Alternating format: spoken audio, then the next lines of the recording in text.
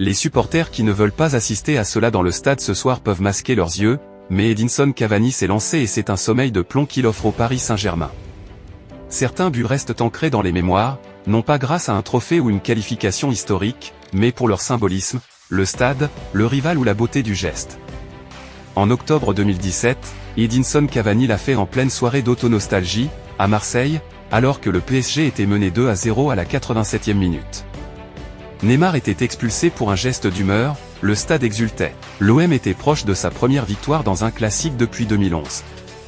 Mais un homme a décidé autrement, un avant-centre pas comme les autres, clinique même s'il est parfois maladroit, l'Uruguayen incarne parfaitement l'expression mouiller le maillot.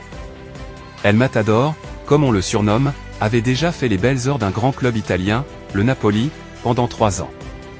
Il avait brisé les pelouses de Serie A dans la ville de Maradona. L'enfant de Salto était devenu le roi, la star incontestée. Une histoire d'amour inachevée qui avait commencé dès sa première saison, avec des têtes parfaites et un coup du scorpion.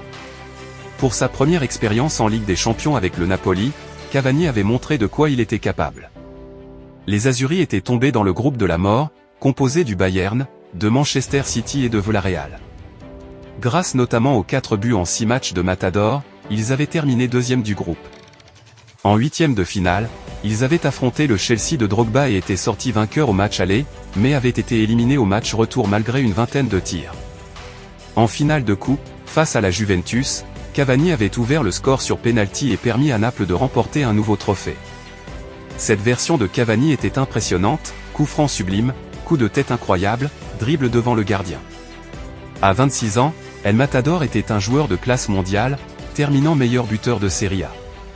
En été 2013, Cavani avait rejoint le Paris Saint-Germain, devenant le transfert le plus cher de l'histoire de la Ligue 1.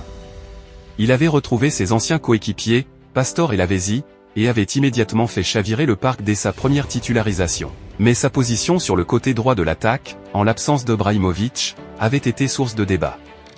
Cependant, avec 25 buts en 43 matchs, Cavani avait montré sa valeur dès sa première saison.